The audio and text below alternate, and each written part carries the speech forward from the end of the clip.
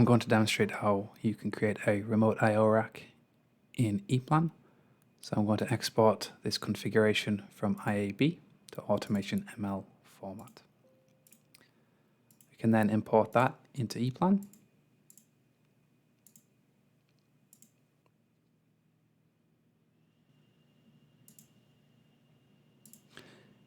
Using the PLC navigator, I can see the entire rack that I imported.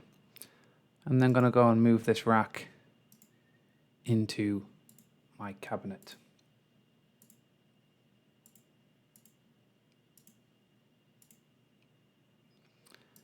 I'm then going to go and delete this DIN rail since I've already got a piece. And I'm going to assign this card here as the main rack.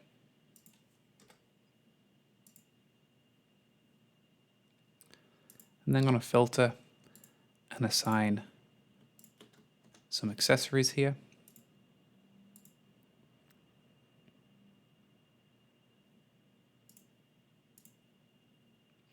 I'm going to remove the filter and reselect the rack and then generate the schematics. I'm going to calculate the pages automatically. I'm going to pick the mounting location, the high level function, and the document type. I'm going to start at page 1 and press OK.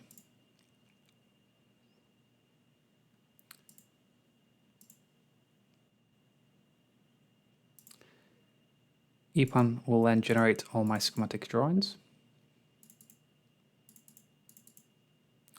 Then I can choose to renumber the cards if I wish.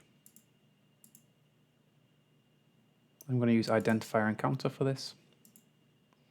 And done, they are now renumbered.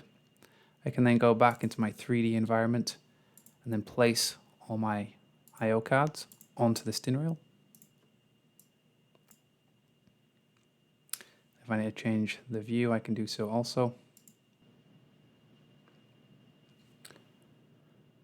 I can now generate all my project reports.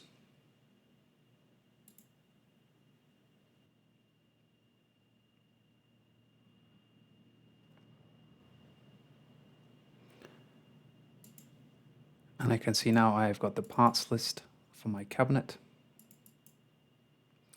I've also got my dimension drawing with everything labelled, showing the dimensions of the DIN rail and the duct for manufacturing. That is my cabinet complete. Thank you for watching.